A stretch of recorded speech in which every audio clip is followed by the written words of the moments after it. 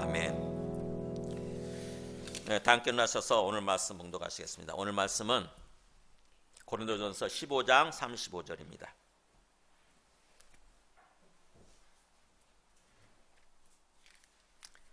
네, 신약 페이지 283쪽 고린도전서 15장 35절부터 49절까지 저와 여러분이 한 절씩 교독하시겠습니다.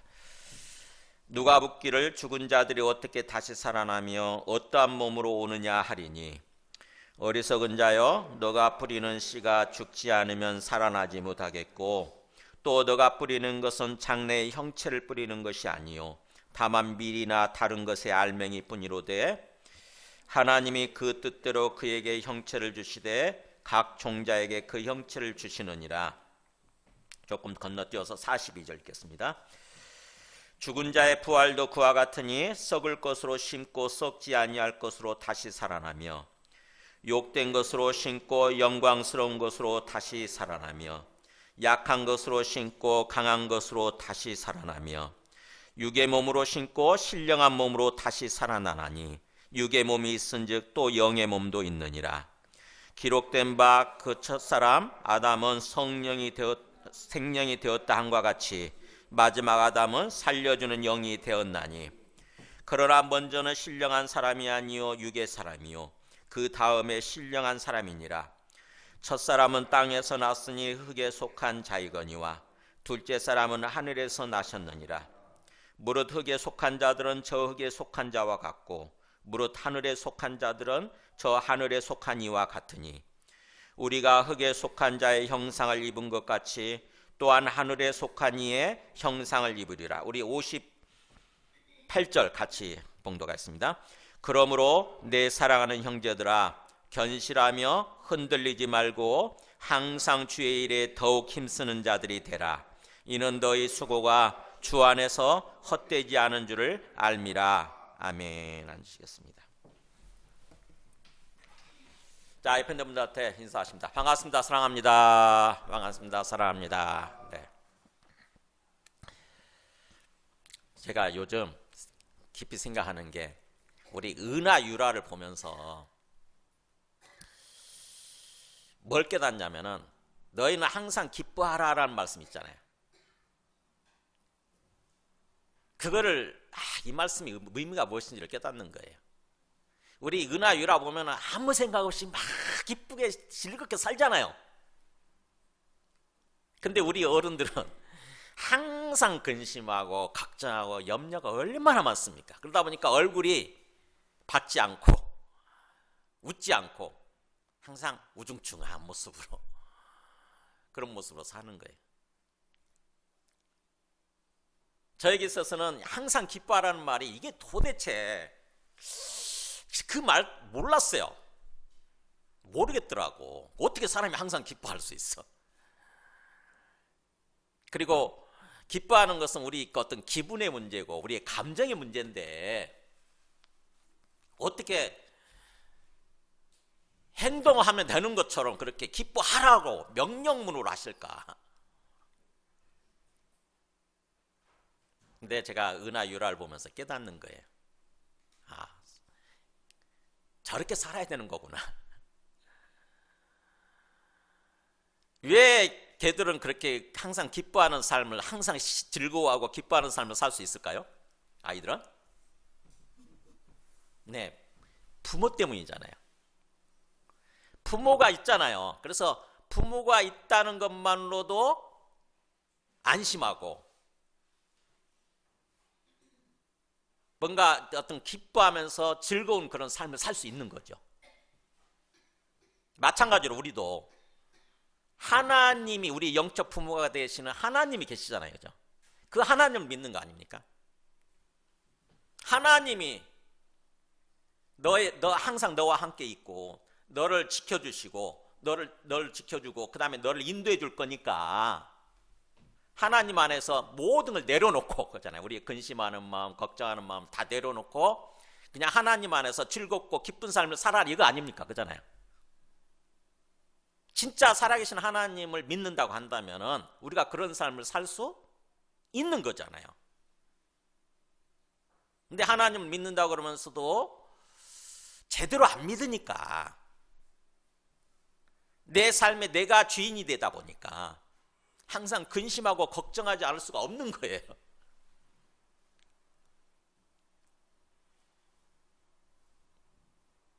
우리가 그 은하 유라의 어떤 뭔가 기쁘고 즐거운 모습을 보면은 우리 마음이 이상하게 마음이 편안해지면서 기쁨을 느끼지 않습니까? 우리 스스로가 그런 것 같아요. 하나님께서도 우리가 그렇게 은하 유라처럼 어린 아이들처럼 하나님 앞에서 하나님께 모든 걸 내려놓고 하나님께 온전히 의지하는 모습으로 기쁘고 즐거운 그런 삶을 산다고 한다면 하나님 마음이 기뻐하시는 것 같아요. 하나님이 그것을 바라시는 것 같아요. 그래서 복음을 들려주셔서 복음을 통해서 우리의 영혼을 구원하기를 원하시지 않습니까? 그래서 복음을 듣고 진정으로 믿어서 우리 영혼이 구원받았다고 한다면은 그렇게 항상 즐겁고 기뻐하는 그런 삶을 사는 거예요. 그런 삶을 살려고 하는 거예요, 우리가. 하루아침에 이렇게 이루어지진 않겠지만 목표를 거기다 두는 것입니다. 제 마음속에 화두가 계속 그 생각의 주제가 그거예요.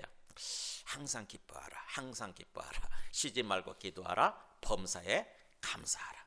쉬지 말고 기도하라, 범사에 감사하라는 할 수 있을 것 같아. 하면 되잖아요. 근데 항상 기뻐하라, 이거는 해결이 안 됐었거든요. 근데 제가 요즘 깨닫습니다. 이거구나. 하나님 앞에서 하나님이 우리 삶을 붙들고 우리의 생명을 붙들고 인도해 가고 계시니까 그것을 믿고 내 생각을 내려놓아야 되는 거구나. 내 근심하고 걱정하고 염려하고 내가 주인 되려고 하는, 내가 내 삶의 주인 되려고 하는, 내가 내 인생의 주인 되려고 하는 그것을 완전히 내려놓고 그냥 하나님 안에서 편안히 안식하면서 즐겁고 신나는 그런 삶을 살아야 되는 거구나. 우리가 그렇게 살 수 있다는 거구나. 그런 삶을 살 때 하나님께서 오히려 기뻐하시고 더욱더 우리의 삶을 인도해 가시게 되는 거구나. 우리 마음에 기쁨도 주시고 평안을 주시고 또 우리의 삶을 형통하게 천국의 삶으로, 천국의 가정으로 그렇게 인도해 주시겠다고 하는 거구나. 이걸 좀 깨닫는 거예요. 조금 제가 철이 좀 드는 것 같아요. 여러분 옆에 있는 분들한테 인사하시겠습니다.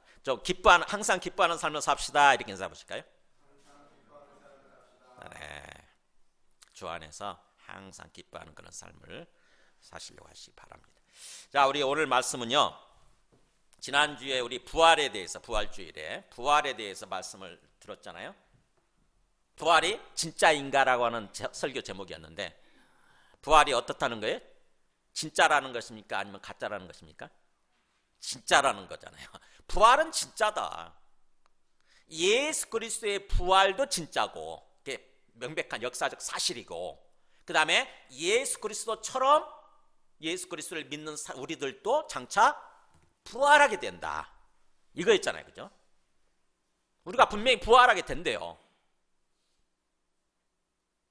왜 그 말씀을 자꾸 강조를 하냐면, 고린도 교회, 이 고린도전서 아닙니까? 고린도 교회 사람들 중에 일부, 다는 안 그랬어요. 일부가 부활을 안 믿는 거예요. 교회는 다니는데 예수 믿는다고 생각하고 예수 믿고 그 다음에 교회는 다니는데 부활을 못 받아들이는 거예요. 안 믿는 거예요. 어떻게 그럴 수 있죠? 저는 가만히 생각해 보니까 그럴 수 있겠다는 생각이 들어요.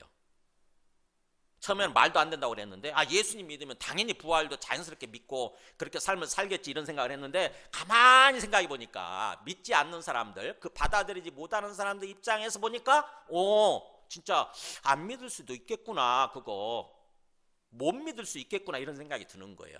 세상 사람들한테 얘기해 보세요. 예수 믿지 않는, 교회를 다니지 않는 세상 사람들한테 당신 장차 부활하게 된다는 거 아세요? 그러면 뭐라고 그럴 것 같으세요? 그 사람들? 진짜예요? 그렇군요. 그럴 것 같으세요? 아니면은 우리 보고 향해서 당신 미쳤어요? 그럴 것 같으세요? 네. 그 사람들한테는 뒤쪽에 후자가 더 가까워요. 말도 안 되는 소리거든요. 그렇잖아요. 여태까지 우리가 알고 있는 우리의 지식, 우리의 경험으로는요, 모든 게 죽게 돼 있고 또 죽으면 끝나는 거예요. 그잖아요. 죽으면 끝나는 거잖아요. 우리 조상들도 다 죽었잖아요. 그 죽고 나서 나중에 몇 년 지난 다음에 땅을 파헤쳐 보면 거기에 있습니까? 없습니까? 없잖아요. 흔적도 없다고. 다 완전히 흙으로 다 변해가지고 사라져 버렸다고. 그게 우리의 지식이에요. 우리의 경험을 통해서 우리가 알고 있는 지식이에요. 모든 인간, 모든 생명체는 언젠가는 죽게 돼 있고 죽으면 그걸로 끝이다 라는 게 우리가 알고 있는 지식이에요. 근데 철석같이 그걸 믿고 마음속에 완전히 그게 의식화돼 가지고 살고 있잖아요.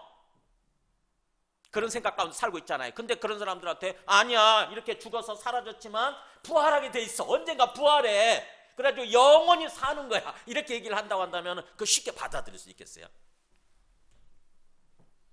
그걸 받아들여서 믿고 있는 우리가 특별한 사람들인 거예요. 우리가 특별한 은혜를 받은 사람들인 거예요. 웬만해서는 못 믿는 거잖아요. 근데 그거를 우리가 믿고 있다고 한다면은, 그렇게 믿고 있다고 한다면은 우리는 특별한 은혜를 받은 사람들이, 하나님께서 그렇게 해주신 거예요. 사실은요, 하나님께서 그걸 그렇게 믿을 수 있도록 우리 마음속에 역사해 주신 것입니다. 그러니까 우리가 특별한 사람들인 거지. 우리가 그걸 믿지 않는 사람들이 오히려 자연스러운 사람들이죠.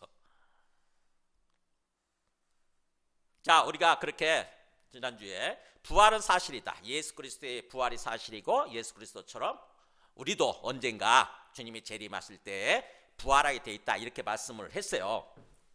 그렇다고 한다면은 그 사람들이 또 질문하겠죠. 잘 믿지 않는 사람들이. 긴가민가 하니까 이게 정말 받아들이고 싶은데 이게 마음속에서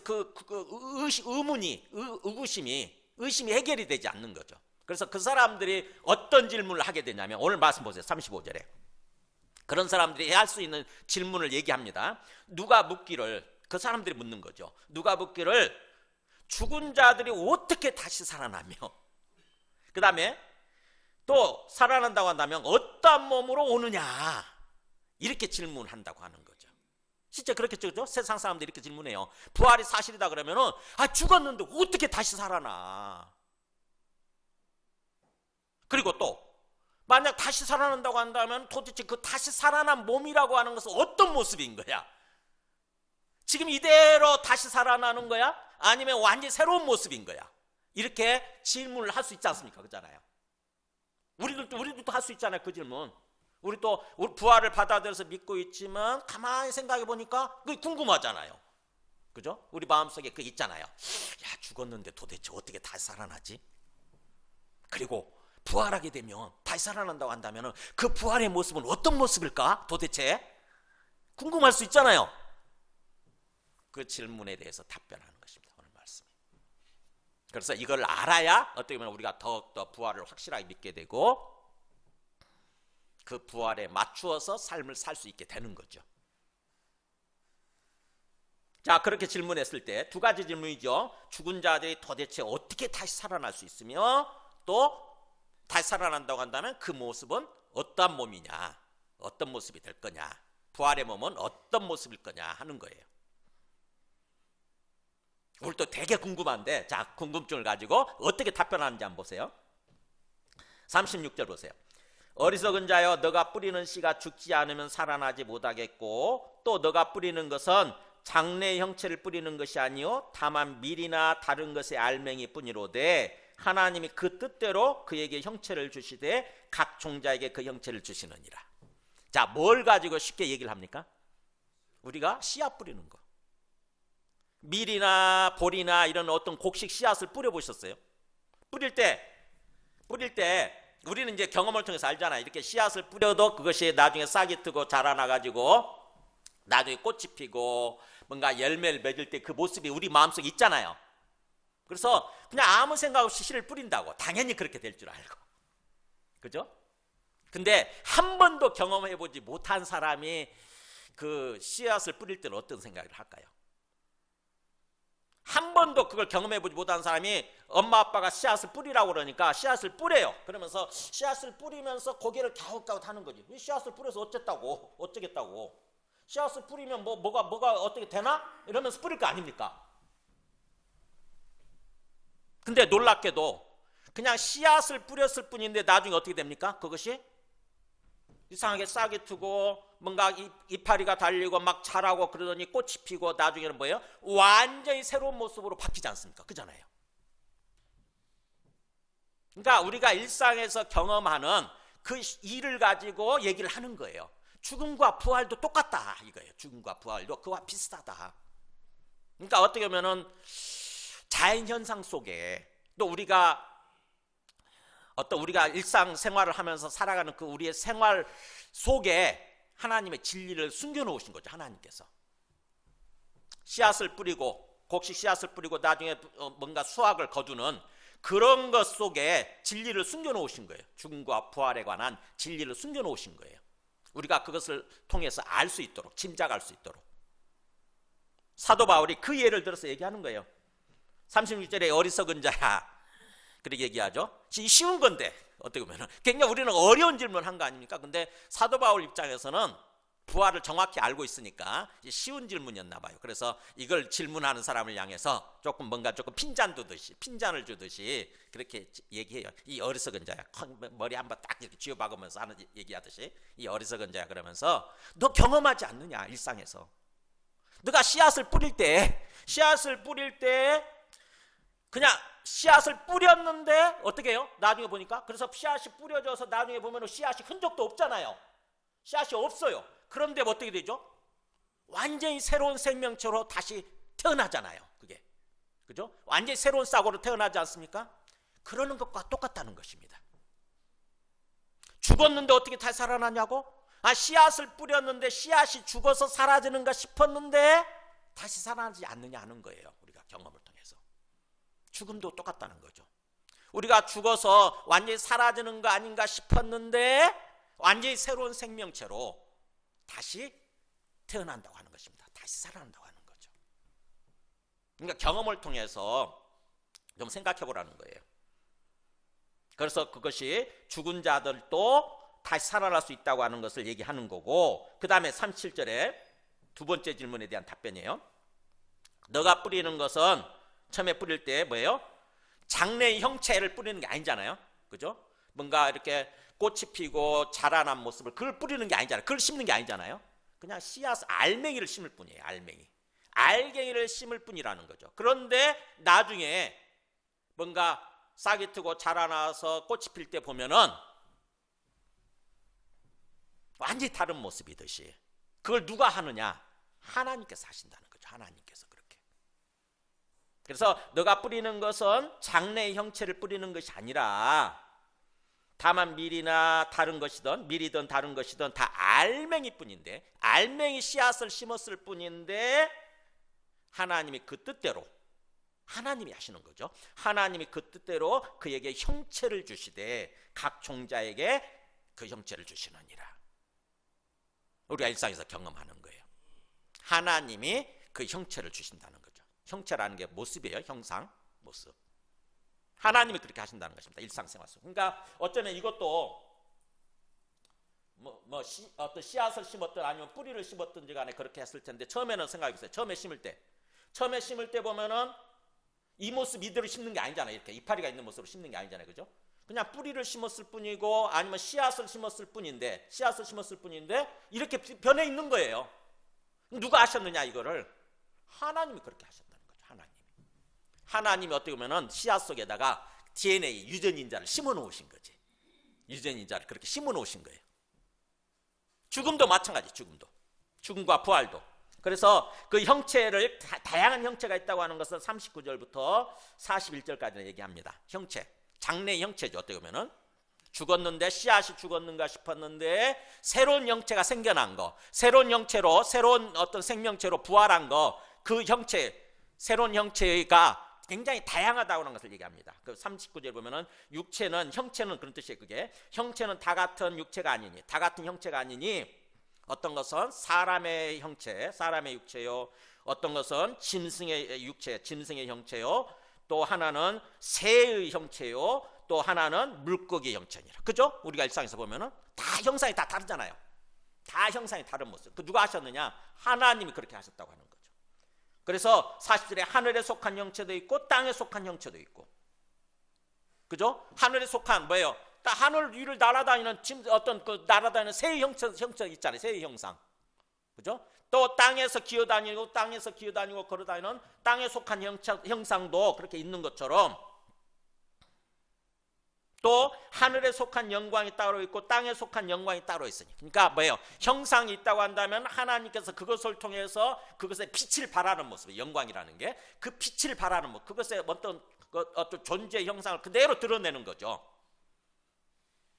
빛나는 모습으로. 그렇듯이, 그래서 하늘에 속한 것의 영광스러운 모습이 따로 있고 땅에 속한 것의 영광스러운 모습이 따로 있듯이 하나님께서 그렇게 하셨다는 거죠. 그렇듯이 해의 영광이 다르고 달의 영광이 다르고, 이게 하늘에 속한 것들이에요. 해의 영광이 다르고, 해의 형상과 영광이 다르고, 달에 속한 형상과 영광이 다르고, 또 별 중에서도 별의 영광도 다른데 별과 별의 영광도 다 다르다. 그러니까 굉장히 각기 다양한 모습으로 하나님께서 형상을 주시고 영광을 주셨다고 하는 것입니다. 이 얘기를 왜 하는지 잘 생각해 보세요. 지금 뭘 놓고 얘기하는 거예요? 부활의 모습이 어떤 것일까를 놓고 우리가 질문한 거기에 대한 답변이잖아요. 도대체 우리가 부활하게 되면 어떤 모습일까? 우리 부활의 모습은 어떤 모습일까? 이게 궁금한데 지금 뭔가 엉뚱생뚱한 것 같은 그런 얘기를 하는데, 사실은 이게 뭐예요? 장래 우리 부활의 형상은 하나님이 그 형상을 주시게 되고 다양하다는 거 아닙니까? 그렇잖아요.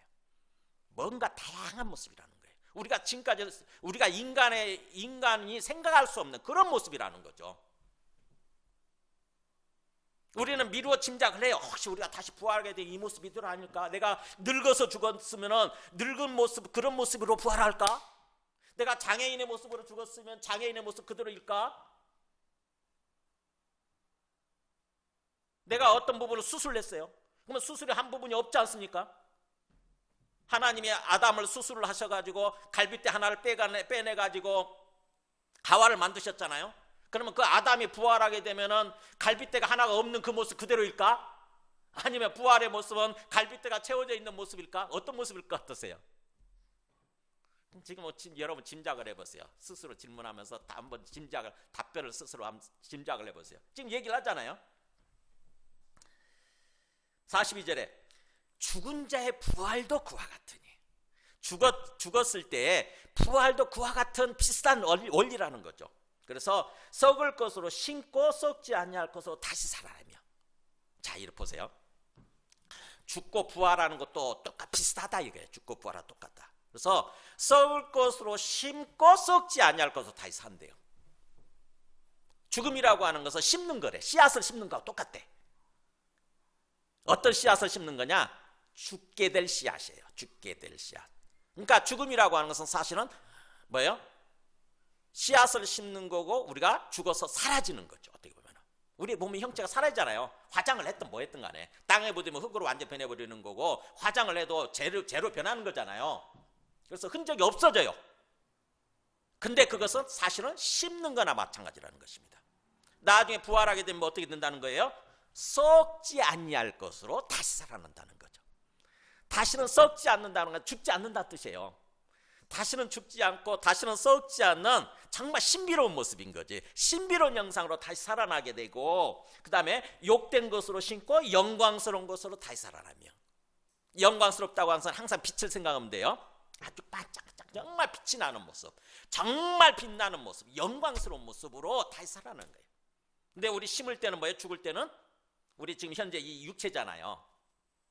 특히 늙어서 죽게 되면 우리 그냥 육체가 그냥 뭔가 시들시들해지고 후줄근해지고 그러지 않습니까?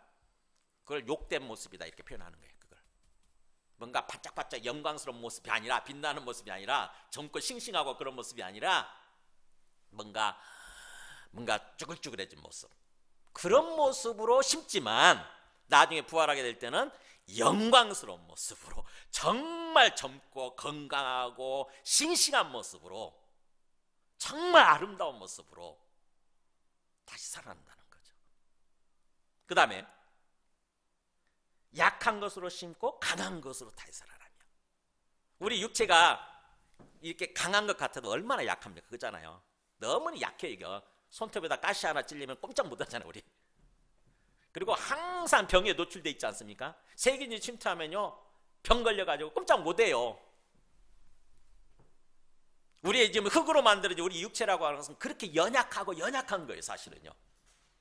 마치 질그릇처럼 정말 깨지기 쉬운 거고 아주 연약한 거죠. 근데 그것으로 심지만 나중에 부활할 몸은 어떤 모습이라는 거예요? 강한 모습이라는 거죠. 절대로 병의 위협을 받지 않는, 사망의 위협을 받지 않는, 죽음의 위협을 받지 않는 아주 강한 모습, 그런 모습으로 부활하게 된다고 하는 것입니다.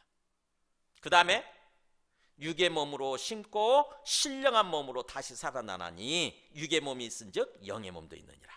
뭐예요?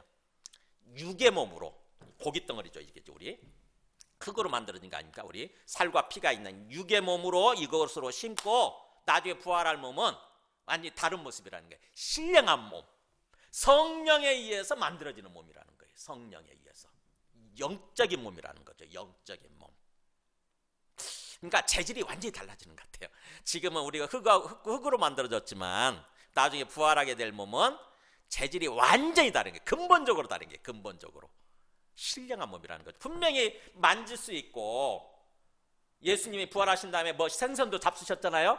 생선도 이렇게 먹을 수도 있고, 그러니까 완전히 우리 육체하고 거의 비슷해요. 이렇게 만질 수 있고 볼 수 있고 경험할 수 있고 다 그런 몸이지만 재질이 영적인 몸인 거예요. 영적인 몸, 완전히 뭔가 비슷하면서도 다른 그런 몸인 거죠.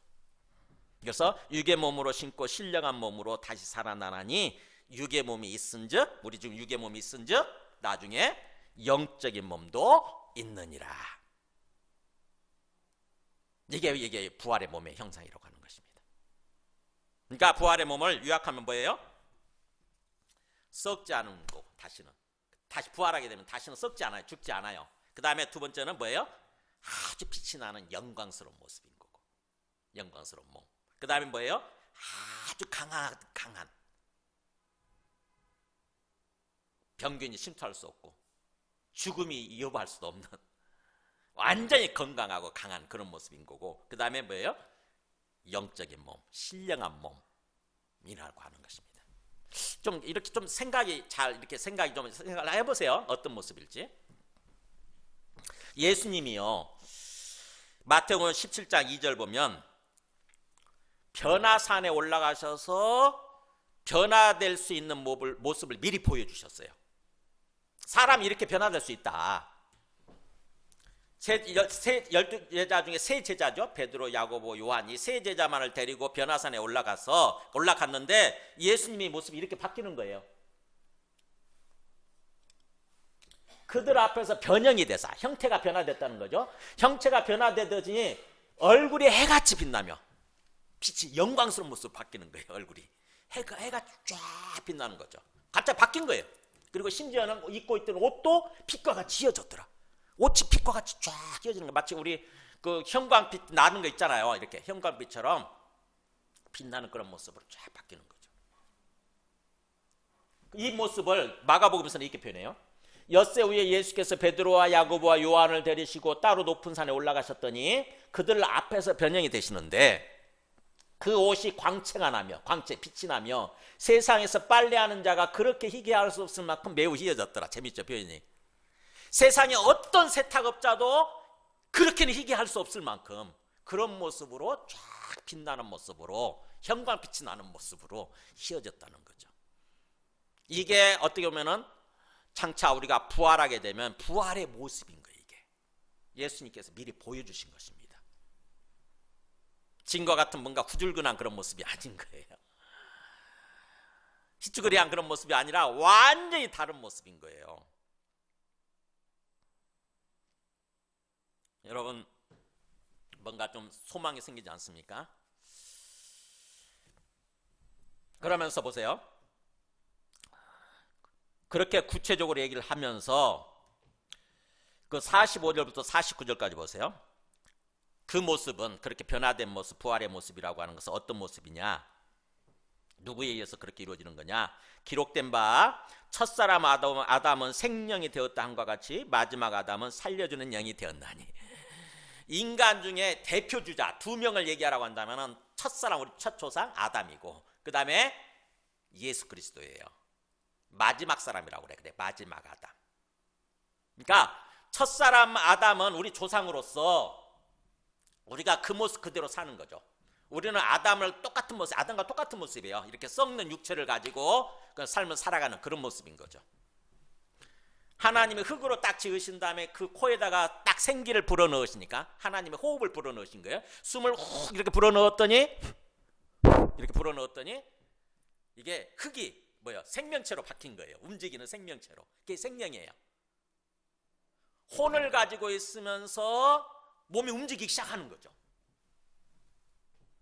첫사람 아담은 그렇게 되었던 것처럼, 그렇게 기록이 된 것처럼 마지막 아담 예수 그리스도는 사실은 살려주는 영이라는 거죠. 살려주는 영. 그러니까 뭐예요? 모든 사람에게 모든 사람을 부활시키는 새로운 생명을 주는 어떤 그런 영적 존재라는 것입니다.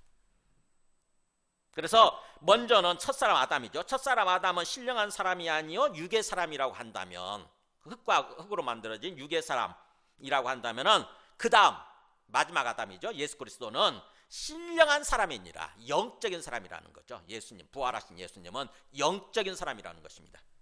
그래서 우리 아담은 땅에서 났으니 흙에 속한 자이지만, 흙으로 만들어졌잖아요. 흙에 속한 자예요. 그러나 둘째 사람, 마지막 아담 예수 그리스도죠. 이게 예수 그리스도예요. 둘째 사람 마지막 아담 예수 그리스도는 하늘에서 나셨느니라. 하늘에서 주신 특별한 존재인 거죠. 영적인 존재인 거예요. 근본적으로. 그래서 무릇이란 말은 모든 그런 뜻이에요. 흙에 속한 자들은 흙에 속한 자와 같고, 우리 지금 이 땅에서 태어난 우리들이죠. 우리 흙에 속한 자들, 흙으로 만들어진 고깃덩어리를 가진 살과 피를 가진 우리는 흙에 속한 자, 즉 다시 말하면 첫사람 아담과 같고, 무릇 누구든지 하늘에 속한 자들은 저 하늘에 속한 이와 같으니. 그러니까 하늘에 속했다고 해서 이제 예수 그리스도를 믿고 부활 생명으로 거듭난 사람들이죠. 그런 사람들은 하늘에 속한 이, 누구예요? 바로 예수 그리스도와 같은 이가 된다고 하는 거죠. 예수 그리스도와 같은 존재래요. 그래서 우리가 흙에 속한 자의 형상을 입은 것 같이 또한 하늘에 속한 이의 형상을 입으리라. 여기서 딱 결론이에요. 우리가 부활의 모습은 뭐냐? 지금은 흙에 속한 자의 형상을 입은 거예요. 현재 첫사람 아담의 형상이죠. 흙이에요. 흙. 현재 우리 육체라고 하는 것은. 그래서 뭔가 이렇게 시간이 지나면 자꾸 쇠해지고 낡아지고 그러잖아요. 이렇게. 그렇지만 장차 우리가 부활하게 되면 뭐예요? 하늘에 속한 이의 형상을 입으리라. 하늘에 속한 이 누구예요? 예수 그리스도예요. 예수 그리스도. 하나님의 아들 예수 그리스도, 부활하신 예수 그리스도의 그 모습을 그대로 입게 될 거라고 하는 것입니다. 우리가 부활한다고 하는 것을 뭐예요? 이렇게 요약을 하는 거예요. 우리 부활의 모습은 어떤 모습이라고요? 부활의 몸은 하늘에 속한 이의 형상을 입은 모습이에요. 하늘에 속한 형상이란 말이 어려운 말이니까 모습이에요. 모습. 하늘에 속한 모습을 입은 어떤 그런 모습. 입고 벗는다고 하는 것은 뭐예요? 우리를 뭘 얘기할 때 그렇게 얘기하죠? 옷이잖아요. 옷. 그죠? 옷을 입는다, 옷을 벗는다 이렇게 표현하잖아요. 그러는 것처럼 우리가 부활하게 된다고 하는 것은 뭐예요? 마치 옷을 입듯이, 새 옷을 입듯이 생명의 옷을 입는다는 것입니다. 영생하게 되는 생명의 옷을 입는 거래요. 하늘에 속한 모습을 입는 거래. 참 뭔가 좀 신비롭죠, 이 표현이. 성경에 보면은요, 그래서 이런 모습이 많이 나와요. 고린도후서 5장 2절에 보면은 보세요. 참으로 우리가 여기서 탄식하며 하늘로부터 오는 우리 처소로 뭐라고 되어 있습니까, 여기? 네? 덧입는다고 그러잖아요. 덧입는다. 지금 이 옷을 입었는데 뭐예요? 다른 옷을 또 껴입는 거죠. 이게 덧입는 거잖아요. 그러니까 우리 어떻게 보면은 영혼 입장에서, 우리 영혼이 우리 존재잖아요. 영혼 입장에서 현재 우리 육체를 갖고 있는 것은 육체의 옷을 입은 거예요. 흙으로 만들어진 육체의 옷을 입은 거죠. 근데 나중에 부활하게 되면 어떻게 된다고요? 거기다가 생명의 옷을 새로 껴입는 거예요. 그거를 지금 소망한다고 하지 않습니까? 하늘로부터는 우리 처소, 하늘로부터 오는 우리의 옷이죠. 하늘로부터 오는 생명의 옷을 덧입기를 간절히 사모하노라. 참으로 이 장막에 있는 우리가 짐진같이 탄식하는 것은, 그러니까 이 땅에서 살면서 너무 힘드니까 우리가, 그죠? 지금 탄식하면서 인생을 살지 않습니까? 왜 이렇게 사는 게 힘들어? 그러면서 죽게 되기 때문에 그래요. 우리 흙으로 만들어졌기 때문에, 현재 우리 몸이라고 하는 것은 흙으로 만들어졌기 때문에 그렇게 굉장히 힘든 거예요. 근데 그러다 보니까 뭐예요? 우리가 탄식하면서 소망하는 거죠. 뭐예요? 빨리 생명의 옷으로, 완전히 다른 생명의 옷으로 덧입었으면 좋겠다.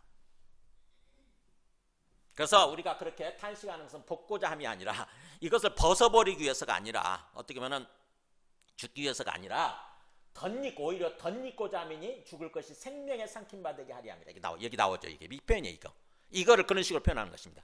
죽을 것이 생명에 삼킴받아 버리는 거. 그러니까 생명이, 영원한 생명이, 하나님의 생명이 왜 우리를 딱 꿀꺽 삼키는 거죠. 우리의 죽을 몸을 꿀꺽 삼키는 거예요. 그럼 뭐예요? 우리가 완전히 생명 안에 있게 되는 거죠. 그렇게 표현합니다. 그러니까 부활이라고 하는 것을 생명에 삼킴받는다, 생명으로 덧입는다, 생명으로 덧입는다, 이렇게 표현을 하는 거예요. 빌립보서 3장 20절도 한번 보실까요? 사도 바울이, 자 보세요. 우리의 시민권은 하늘에 있는지라, 우리의 국민으로서 우리는 지금 어디에 속해 있는 사람이라는 거예요? 기본적으로 대한민국 국민이지만 동시에 뭐예요? 하나님 나라, 천국의 시민이라는 거죠. 하나님이 통치하시는, 하나님이 왕으로 계시는 하늘의 시민이라는 것입니다. 우리의 시민권은. 그래, 우리 이중국적자예요. 우리 모두는 이중국적자예요. 그래서 거기로부터 구원하는 자 곧 주 예수 그리스도를 기다리노니, 그러니까 하늘로부터 언젠가는 우리를 구원해 주신다는 거죠. 바로 부활시켜 주신다는 거예요. 부활시켜 주시는 주 예수 그리스도를 기다리노니 그는 만물을 자기에게 복종하게 하실 수 있는 자의 역사로, 같이 읽어볼까요? 우리의 낮은 몸을 자기 영광의 몸의 형체와 같이 변하게 하시리라. 우리의 낮은 몸이에요. 지금 우리의 시줄구리한 이 우리의 현재 우리의 육체 노쇠해가고 썩어져가는 우리의 낮은 몸을 어떻게 변화시켜 주신다고요? 자기의 영광의 몸의 형체와 같이, 예수님의, 하나님의 그 몸의 영광스러운 그 몸의 형상처럼 그렇게 우리를 변화시켜 주실 거라는 것입니다. 이게 부활의 모습인 거예요. 그러니까 우리가 최대한 이렇게 좀 상상하면 알 수 있죠. 우리가 짐작을 할 수 있죠. 짐작. 우리 부활의 모습이 도대체 어떤 모습일까? 우리의 부활의 몸뚱아리는 어떤 모습일까? 굉장히 궁금했는데 한마디로 요약하면 뭐예요? 하늘에 속한 형상의 모습인 거예요. 하늘에 속한 형상의 모습. 지금과는 완전히 다른 거예요. 완전히 차원이 달라져요. 차원이. 그 모습일 거라는 것입니다. 그렇다고 한다면 이제 마지막 요약입니다. 이제 우리가 읽지는 않았지만 50절부터 보세요. 형제들아, 내가 이것을 말하노니 혈과 육은 하나님의 나라를 이어받을 수 없고 또한 썩는 것은 썩지 아니하는 것을 유업으로 받지 못하느니라. 그러니까 뭐예요? 혈과 육, 우리의 이 고깃덩어리죠. 우리의 이 육체로는 영원한 하나님 나라, 영원히 살아가는 그런 영생의 나라, 하나님의 나라를 우리가 유산으로 물려받을 수 없다는 것입니다. 그 나라에서 들어갈 수가 없고 그 나라에서 살 수가 없대.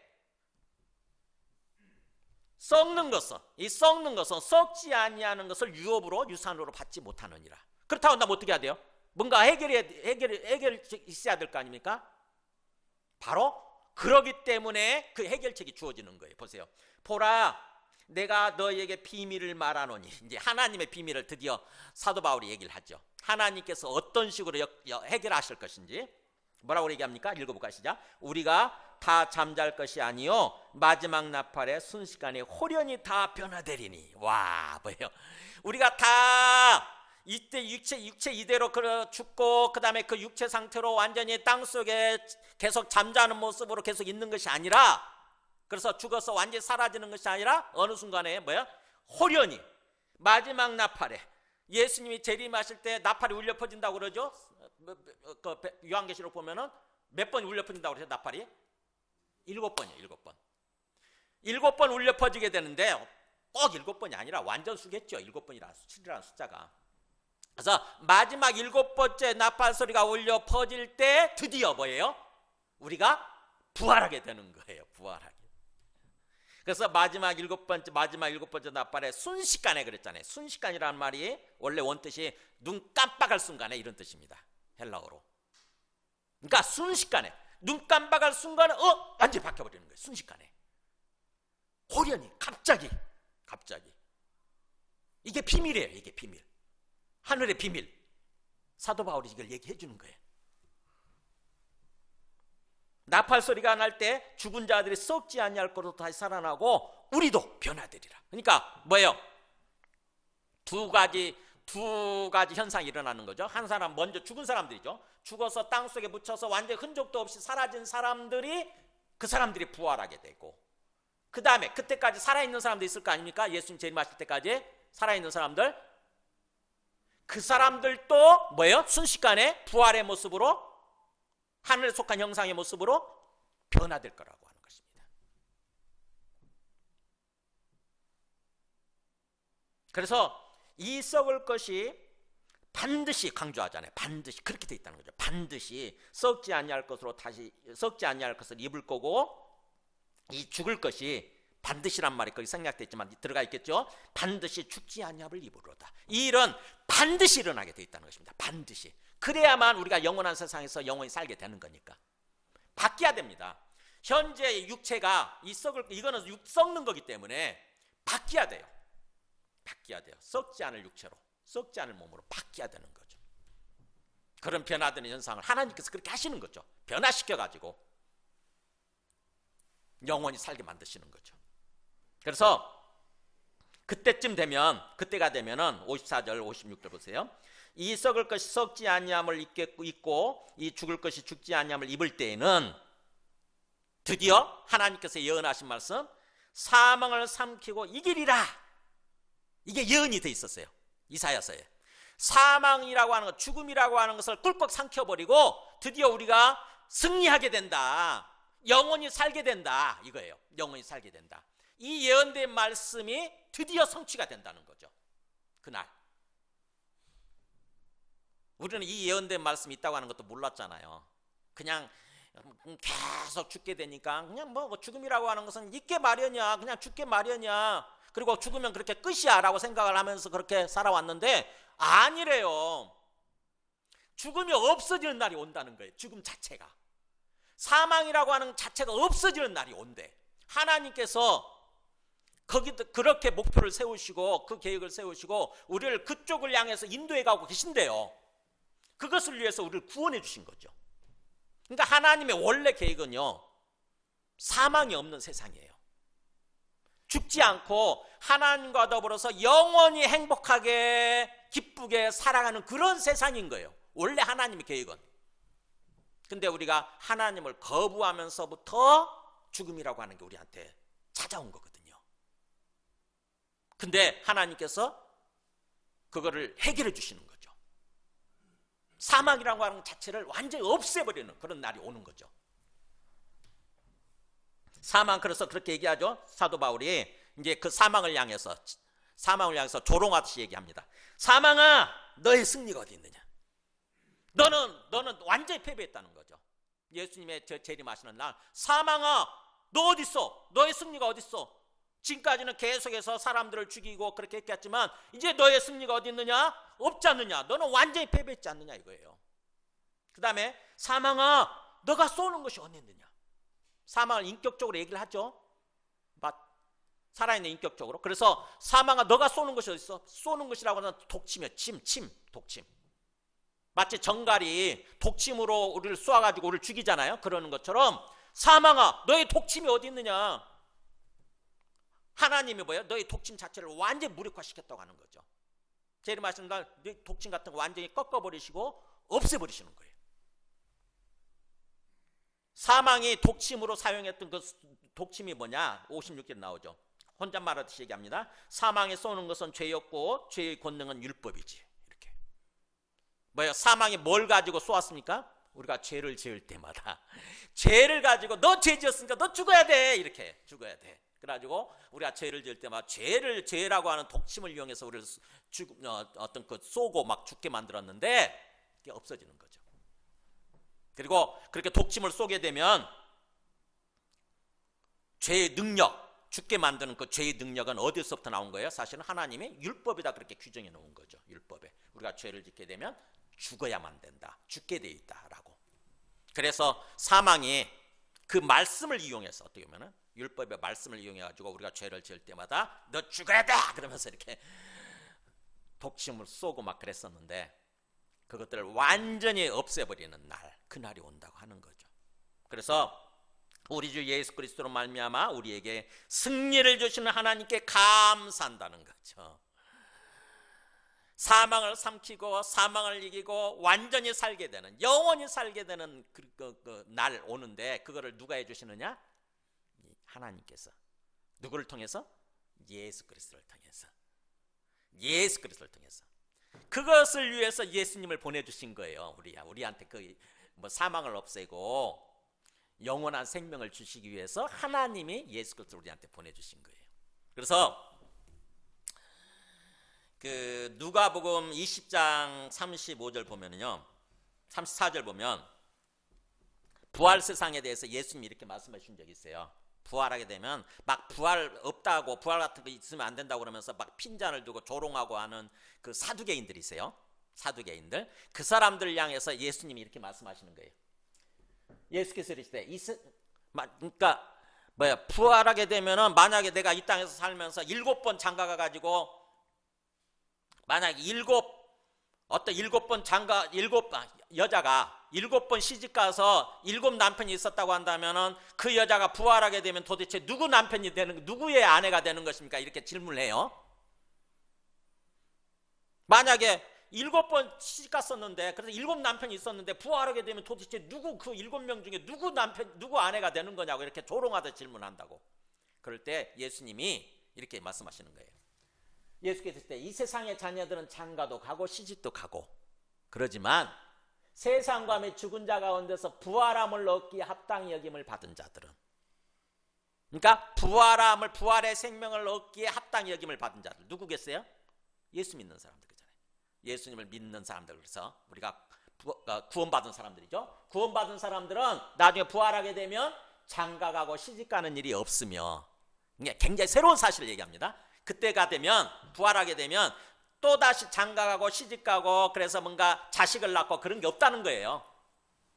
뭐라고 얘기합니까? 다시 읽어볼까? 시작. 그들은 다시 죽을 수도 없나니 이는 천사와 동등이요 부활의 자녀로서 하나님의 자녀임이라. 여기 나오죠. 뭐라고 했어요? 다시 죽는데 못 죽는데요? 죽고 싶어도 못 죽어. 그때는 부활하게 되면, 부활 세상에서는 그런 생각도 없겠지만 막 우리가 힘들다 보니까 죽고 싶다고 얘기하잖아요. 근데 그런 세상은 힘든 세상이 아니니까 기쁨이 넘치고 완전히 행복이 넘치는 그런 세상이니까 죽고 싶다는 그런 생각을 하거나 말을 하는 사람도 없겠지만 죽고 싶어도 뭐예요? 죽을 수도 없다는 것입니다. 죽음 자체가 없어, 그 세상은. 그래서 마치 천사처럼 영원히 살아있는 거죠. 천사처럼 그렇게 영원히 살게 된다고 하는 것입니다. 이 죽음이 없는 세상이에요. 요한계시록 21장 보면은 그 부활 세상을 이렇게 그림으로 그려놓듯이 묘사해 놓은 부분 있잖아요. 보세요. 모든 눈물을 그 눈에서 닦아주시니, 그 부활 세상에 들어가게 되면 뭐예요? 이 땅에서 너무 힘들었는데, 그래서 정말 눈물 흘리는 날도 많았고 막 그런 날 많았는데 하나님께서 눈물을 다 닦아주시고, 그 다음에 다시는 뭐예요? 사망이 없고, 거기는 죽음이 없고, 그 다음에 너무 힘들었던 어떤 그렇게 힘들게 했던 애통하는 거, 힘들어서 막 애통하고 그랬잖아요. 애통하는 것도 없고 통곡하는 것도 없고, 그 다음에 우리가 이 땅에서 계속 뭔가 질병에 시달렸지 않습니까? 그런데 아픈 것도 다시 있지 않는 거. 그러니까 어떻게 보면 사망 자체가 없으니까, 죽음 자체가 없으니까 죽음의 세력이라고 할 수 있는 어떤 그 질병, 병들게 만드는 어떤 그런 세균, 이런 것들이 완전히 없는 것입니다. 가만히 이 말씀을 생각해 보면 얼마나 위로가 됩니까? 그잖아요. 우리 가까운 어떤 사람을 놓고 또 그 사람이 뭔가 갑자기 또 위암이 걸린 걸로 이렇게 판정이 나가지고, 우리 교회 초창기 때 교회에 나왔던 우리 성도예요. 호주로 이민 갔잖아요. 결혼하고 호주로 이민 갔는데 갑자기 이번에 아버지가 아파서 그냥 들어와서 건강검진을 해보니까 그냥 한번 건강검진을 해본 거예요. 근데 위암으로 갑자기 이렇게 또 판정이 난 거예요. 그래가지고 수술을 지금 앞두고 있어요. 근데 부활 세상이 되게 되면은 그런 게 전혀 없다는 거죠. 질병, 어떤 죽음, 이런 게 전혀 없다는 거죠. 완전히 건강한 모습으로, 완전히 행복한 모습으로 영원히 살게 되는 것이라고 하는 것입니다. 그래서 처음 것들이 다 지나가고, 우리 지금 살아가고 있는 이 세상이 처음 세상이에요. 전 것들이 지나가고 완전히 새로운 세상이 온다고 하는 것입니다. 보좌에 앉으신 하나님이죠. 보좌에 앉으신 하나님이 뭐라고 그러냐면은, 보라, 내가 만물을 새롭게 하노라 그러는 거예요. 부활 세상이 되면은 세상에 있는 모든 것들을 완전히 새롭게 만드시는 그런 세상이 온다는 것입니다. 그러면서 이 말은 신실하고 참되니 기록하라 그러잖아요. 이 말은 믿을만하고 진짜라고 하는 것입니다. 이 부활 세상, 만물이 새롭게 되는 세상이 오는 것은 진짜다, 진짜다. 여러분, 우리는 지금 그런 세상을 향해서 가고 있는 거예요. 그러니까 이 땅에서 지금 사실은 힘들잖아요, 그죠? 이 땅에서 이 썩는 육체를 가지고 살다 보니까 때로는 병에 걸려가지고 참 힘들고, 또 뭔가 우리가 경제적으로 또 어려워서 힘들고, 우리 자녀들에게 가정에 문제가 생겨서 힘들고 막 그러지 않습니까? 그럴 수밖에 없는데, 그러나 우리가 궁극적으로 들어가게 될 세상은 뭐예요? 완전히 새로운 세상인 거예요. 완전히 새로운 세상.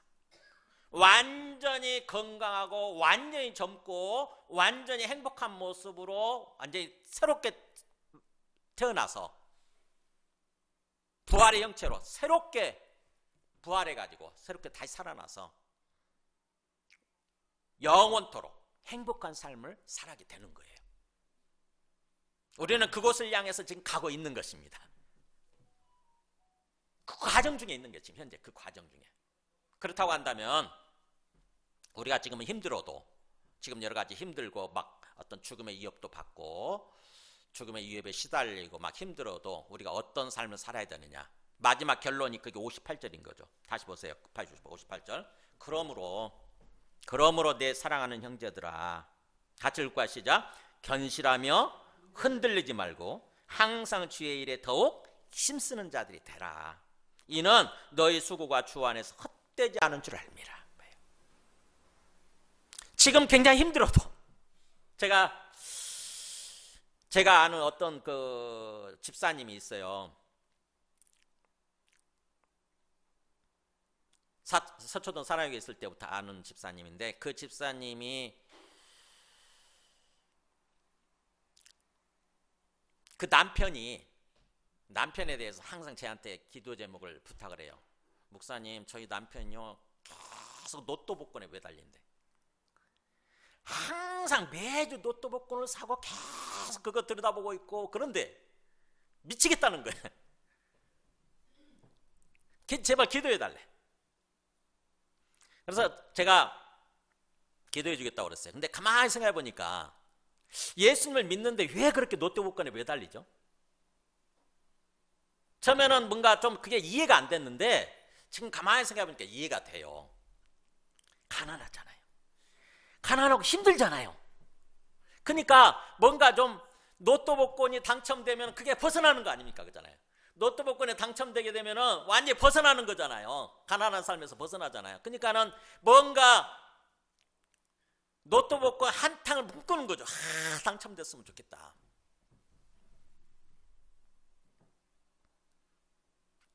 근데 만약에 어떤 사람이 알려줬다고 생각해 보세요. 당신 지금 가난하지만 그 로또 복권이 앞으로 한 3년 뒤에 당첨이 될 거라고 이렇게 얘기를 해줬다고 생각해 보세요. 그러면은 이 사람이 지금 가난해도 어떤 삶을 살게 되겠습니까? 3년 뒤면은 그게 해결되는 거니까. 그잖아요. 3년 뒤면 로또복권에 당첨돼가지고 완전히 가난에서 벗어나서 풍성한 삶, 부유한 삶을 살게 되니까 지금 굉장히 가난해도 어떻게 삶을 살 거예요? 뭐죠? 뭔가 당당한 모습으로, 자신 있는 모습으로, 힘 있는 모습으로, 뭔가 희망이 있는 모습으로 살 거 아닙니까? 그렇잖아요. 그러는 것처럼 오늘 말씀을 해주시는 거예요. 지금은 너희가 죽음의 위협에 시달리고 굉장히 힘들지만 그러나 너희는 언젠가는 뭐예요? 부활하게 돼서 영원토록 행복하게 삶을 살아게 돼 있다 이거예요. 미래의 어떤 비전, 꿈을 얘기해 주는 거죠. 미래의 비전, 우리가 도달하게 될, 반드시 이루게 될 꿈을 얘기해 주는 거죠. 그게 사실이라고 한다면 지금 현재 힘들어도 어떤 삶을 살아야 되느냐? 뭐예요? 견실하며 흔들리지 말고, 누가 뭐래도 흔들리지 말고 이거예요. 누가 뭐래도 흔들리지 말고, 신앙이, 믿음이 흔들리지 말고 견고한 모습으로, 견실한 모습으로 굳게 서서 뭐예요? 주의 일에 항상 힘쓰는 모습으로 살라고 하는 것입니다. 주의 일이 뭐겠어요? 주님의 일에 항상 힘쓰는 모습? 주님의 일이 예수님 잘 믿는 거예요. 예수님 잘 믿는 게 주님의 일에 힘쓰는 거예요. 흔들리지 말고 반드시 내가 그렇게 되게 돼 있다. 반드시 나는 나중에 부활하고 영생하게 돼 있다. 영원히 천국에서 행복하게 살게 돼 있다. 그렇기 때문에 더욱더 예수님을 잘 믿으려고 하는 거, 그게 주의 일에 힘쓰는 모습인 거예요. 예수님 잘 믿고 예수님 뜻대로 사는 것입니다. 주님의 뜻대로 뭔가 다른 사람들을 사랑하고 그 다음에 또 복음을 전하고, 이렇게 주님의 일에 힘쓰는 삶인 거예요. 주님이 명령하시잖아요. 그 명령, 계명이라고 되어 있는데 명령이에요. 그게 계명이란 말이. 주님이 내가 새 계명을 너희에게 주노니 그러잖아요. 새 명령을 너희한테 주노니 너희는 내가 사랑한 것처럼 너희도 서로 사랑하라 이거예요. 그러니까 이 땅에서 우리가 예수님 믿고 구원받으면 이 땅에서 우리의 삶의 본질적인 모습이 뭐냐면은 사랑하는 삶이어야 돼요. 내가 예수님 믿어도 사랑이 없다, 내한테 다른 사람을 사랑하려고 하는 그렇게 살지 않는다, 그러면은 내가 뭔가 잘못 벗어난 거예요. 잘못된 거예요. 잘못된 믿음인 거예요. 그래서 정말 예수님 잘 믿고 예수님의 말씀대로 명령대로 정말 다른 사람들을 사랑하려고 하고, 그러면서 다른 사람들도 구원받게 되기를 바라면서 그들한테 복음을 전하는 거죠. 생명의 길을 알려주는 거예요. 예수님 믿을 수 있도록, 구원받을 수 있도록. 그게 주님의 일에 더욱 힘쓰는 삶인 거예요. 그렇게 되면 뭐예요? 이는 너희 수고가, 그래 주님 안에서 열심히 애쓰는 거죠. 열심히 애쓰는 것이 하나도 헛되지 않는다는 거죠. 꽝으로 돌아가지 않는다는 것입니다. 다 열매를 맺게 돼 있다는 거죠. 풍성한 결실, 풍성한 열매를 주님께서 주시게 돼 있다고 하는 것입니다. 말씀을 정리합니다. 그래서 사도 바울도 이걸 알았기 때문에 마지막 말씀 보여드려야 됩니다. 빌립보서 3장 10절 보면 보세요. 내가 그리스도와 그 부활의 권능과 그 고난에 참여함을 알고자 하여, 그러니까 내가 예수 그리스도와 그 부활의 권능, 그 다음에 그 고난에 참여함을 알고자 하여 그의 죽으심을 본받아. 11절 읽어볼까요?